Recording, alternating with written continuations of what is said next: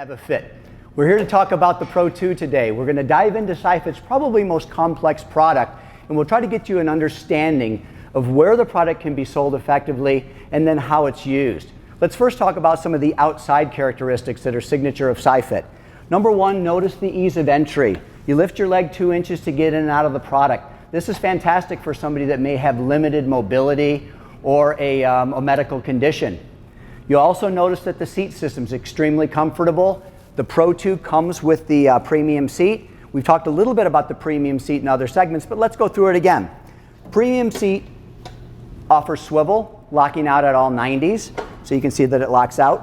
One of the reasons why you would do this is if you were transferring somebody from a wheelchair or somebody that may be a senior or somebody with limited mobility had to make easier access to get into the product. The other feature the product has is a reclined seat back. It's very important on this product, and we'll talk about why later. Also has height adjustment for the seat on that. One of the things that's nice about this product is you can use it in many different ways, so the seat height adjustment can allow a person to get comfy in a very, very easy manner. Let's also talk about the wheelchair accessibility. Most SCIFIT products are ADA compliant. Seat comes right off the back. All I do is I press on the therapist assist pedal, slide the seat off, and the wheelchair can pull straight in. To put the seat back on is about as easy as you can think of. You just tilt it back a little bit, depress the pedal, and you're back on. Let's talk a little bit about the product. What's interesting about the PRO2 is it's really designed to do 3 things, and it does them very well. It's a fantastic upper body ergometer. We talked about that in earlier segments, upper body bike, upper body ergometer, UBE, they call them often like that. So it does that very well. It also has a recumbent bike feature. So as a recumbent bike, if you were to think about it, it's extremely easy to enter. It's got adjustable cranks for range of motion change. It's got bidirectional resistance, which is a great feature. So as a standalone recumbent bike, it's a very cool product. One of the unique parts of the product is because it's dependent in movement, you can use the product total body as well. Depending on the environment, if it's a fitness environment, total body activity is fantastic. You can get a lot of core activity by changing directions. You move the muscle groups around a little bit. So it's a fantastic total body workout. In a medical condition or setting on that, what you may find is a little bit different use. Somebody that may have an ailing arm can use their strong legs or their strong arm to drive range of movement in a passive manner, almost as if it's motorized.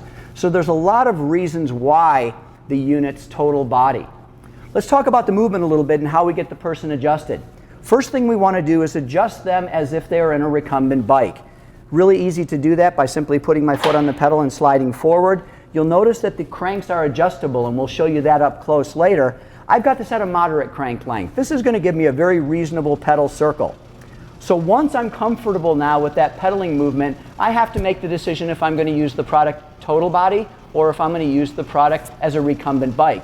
If I'm going to use it as a recumbent bike, what I may want to do is just take that seat back angle, recline it, angle the console to an appropriate level, and I'm perfectly set. Very, very comfortable, easy to use. Now, if I choose to use the product total body, what I would do is I would then take the seat back, I would bring it to an upright position, little bit of lumbar support, but my torso is going to be away from the product. It's going to be off the back, not reclined. I can then grab the handles and get a lot of core activity. We talked about this before, but it's important to remind you that the products are bidirectional in resistance. This means that I can change directions on the fly, allowing me to use fresh muscle groups. If I happen to be working a specific muscle condition, the therapist will know exactly which direction they want the person to go. On the unit, you've got adjustable cranks as well, and we've talked about these in different segments. The benefit of the adjustable cranks is it changes the size of the circle or range of movement pattern. The longer the crank arms, the larger the circle. The larger the circle, the more upper body activity and core activity the user will get. So what I want you to do right now is to take a quick glimpse. I'm going to have you look at this, and I'm going to watch how much upper body activity I'm getting right now. Even for an old guy, I'm getting some good rotation, I'm getting a lot of core, I'm getting a lot of arm travel, so I'm getting a real good overall body experience. Now, if I were to take these now to shorten the crank lengths, you're going to notice how still my upper body is.